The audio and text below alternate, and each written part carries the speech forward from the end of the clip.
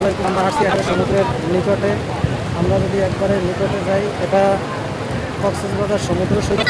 তো আমরা একবারে নিকটতম দিক হাঁটার চেষ্টা করি। তো এখানে ঢেউ এবং কিছুদিন আগে কুয়াকাটা গিয়েছিলাম, সেখানে ঢেউ অনেকটা পার্থক্য রয়েছে।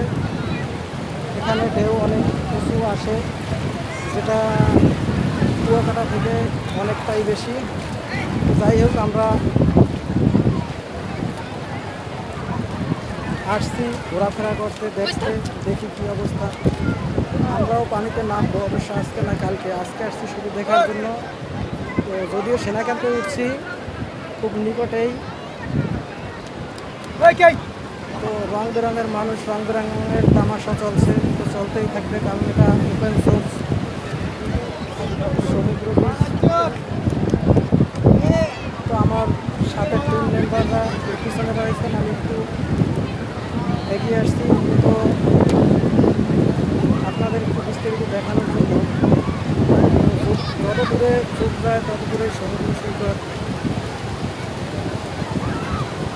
এখানে পরিবেশটা আসলে বোঝানো মুশকিল যে আল্লাহর দুনিয়ায় যদি না আসেন তারা মিস করবেন। তো কাজে যাদের হাতে সময় আছে সময় নিয়ে বের হন, ইনশাল্লাহ ভালো লাগবে।